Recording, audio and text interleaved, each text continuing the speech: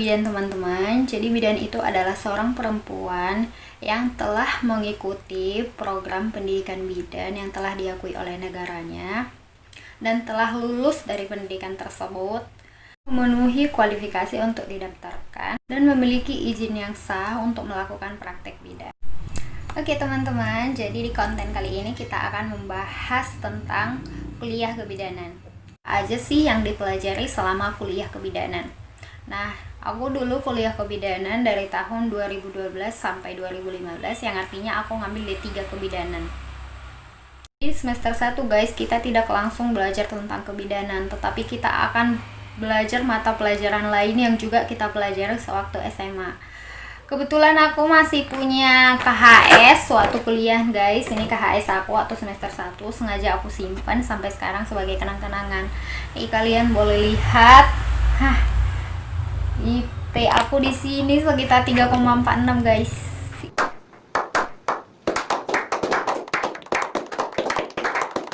Sini boleh kita lihat di semester 1 itu kita belajar tentang pendidikan agama, pendidikan kewarganegaraan atau PPKN, ilmu sosial budaya dasar, bahasa Indonesia, dan yang KDPK, konsep kebidanan, sama biologi dasar dan biologi perkembangannya. Jadi di sini kita masih belajar tentang itu ya guys, yang dasar-dasar banget. 6 bulan belajar ini guys, ini 1 semester kita belajar yang 7 mata kuliah tadi guys. Akhirnya nanti kita akan melewati yang namanya Capping Day. Capping Day itu adalah pengesahan bahwa kita itu sudah sah sebagai mahasiswa kebidanan gitu guys.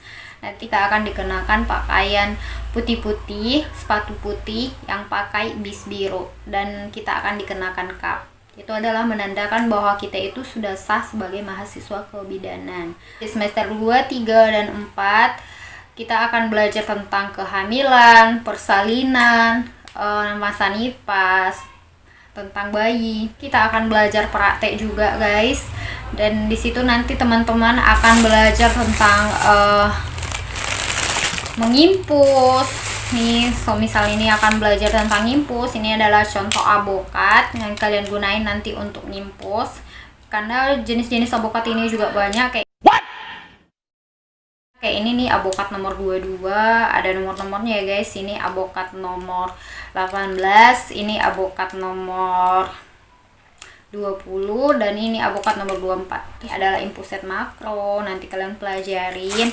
Dan squid, ada yang squid 3cc, 5cc, cairan juga untuk ngimpus. Dan untuk awal permulaan semester 2 itu kalian harus selalu sediain yang namanya tensi, karena kita awal praktek pasti akan sering disuruh untuk tensi guys. Kalian sediakan tensi sama stetoskop ini harus selalu kalian bawa saat kalian dinas guys. Ini merupakan senjata buat kalian. Kalau masa aku dulu di semester 2, 3, dan 4 itu 2 minggu teori dan 2 minggu praktek. Jadi selama 2 minggu ini kita benar-benar pelajari tentang teorinya, dan 2 minggunya lagi itu praktek. Jadi ilmunya itu dapat, prakteknya dapat, teorinya dapat, jadi balance gitu guys. Di semester 5 dan 6 baru kalian akan menyusun di sini guys, akan praktek kerja lapangan atau PBL namanya. Kalian akan terjun langsung ke lapangan, cari ibu hamil sendiri, mantau ibu hamil sendiri, cari data sendiri, mantau ibu dari hamil, bersalin, sampai nifas, sampai dia melahirin. Kalian harus pantau itu dan ambil itu sebagai data kalian.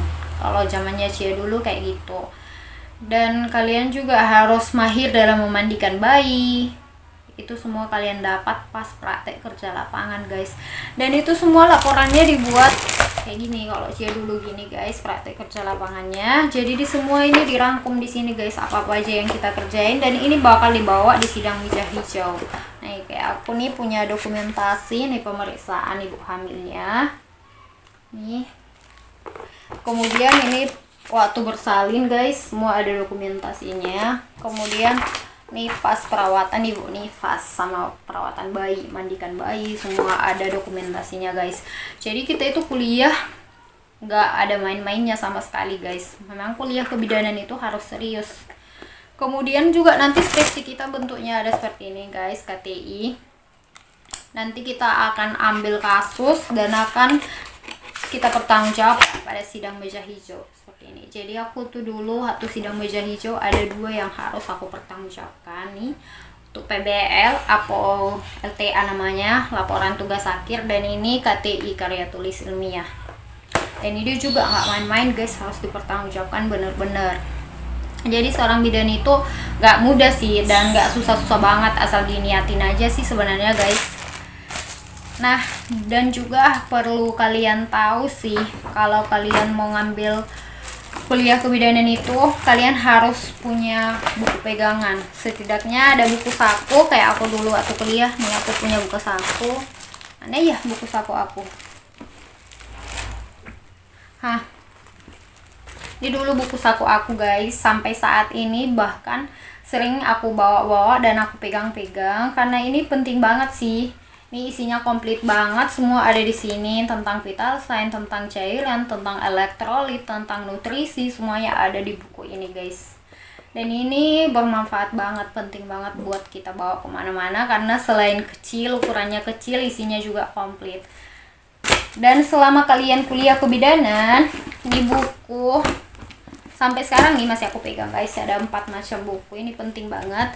Ini tentang manajemen masalah bayi baru lahir nih, penting banget. Ini juga tentang pelayanan kesehatan maternal dan neonatal nih. Kemudian tentang asuhan persalinan normal nih ada juga, dan buku KB guys. Jadi keempat buku ini penting banget untuk kita miliki juga guys. Dan sampai sekarang aku juga banyak belajar dari buku ini karena memang ilmu yang kita pelajari tentang kebidanan ini sebenarnya luas dan tidak cukup waktu kita 3 tahun untuk mempelajarinya semua guys. Jadi teman-teman, adik-adik yang mau ngambil kuliah kebidanan harus benar-benar dipikirin, udah siap nggak jadi seorang bidan gitu, memang udah dari hati nggak, jangan pas kerja ngeluh, karena bidan itu adalah pekerjaan yang mulia dan nggak boleh dibawa bersungut-sungut. Jadi amalnya kita dapet, ilmunya juga kita dapet. Nah, setelah kalian wisuda dan sudah mendapatkan ijazah, kalian sudah dapatkan ijazah seperti ini, kalian nggak bisa langsung bekerja guys. Itu pada zaman Cia dulu kita harus punya STR lagi guys. Kayak aku udah lulus uji kompetensi dan dapatkan STR, baru kita bisa bekerja guys. Waktu bekerja juga nggak gampang, kita itu juga harus siap mental gitu guys. Mau dimaki pasien, mau kena marah pasien, kita itu harus sabar, harus tahan mental. Jadi ini benar-benar pekerjaan yang menantang sih menurut aku. Dan banyak banget sih sebenarnya hikmah yang bisa kita ambil dari pekerjaan seorang bidan, karena di sini juga kesabaran kita itu dilatih, profesional kita itu dilatih, kerja secara tim itu juga dilatih. Jadi kita sebagai seorang bidan itu nggak bisa kerja sendiri guys, kita harus punya tim. Itulah namanya kolaborasi antara dokter, bidan, perawat, semua di sini berkolaborasi. Itu semua nanti akan kalian dapatkan nanti pas di dunia kerja. Orang sembuh itu sesuatu hal yang buat kita bahagia gitu, melihat orang lain bahagia kita ikut bahagia, melihat orang sedih kita ikut sedih. Jadi rasa empati yang ada di dalam diri kita itu meningkat gitu guys. Jadi kita lebih peka sama orang, lebih perasa sama orang lain, lebih peduli sama orang lain. Itu sih aku temukan di kebidanan ini guys. Dan benar-benar sih bidan itu adalah pekerjaan yang mulia ya. Karena itu berharap sih untuk teman-teman sejawat, apalagi khususnya bidan, untuk lebih bisa sih menikmati pekerjaan seorang bidan ya, karena memang begitulah seorang bidan, kita dituntut untuk lebih profesional, untuk selalu sabar, untuk bisa memahami orang-orang di sekitar kita, untuk bisa menenangkan mereka.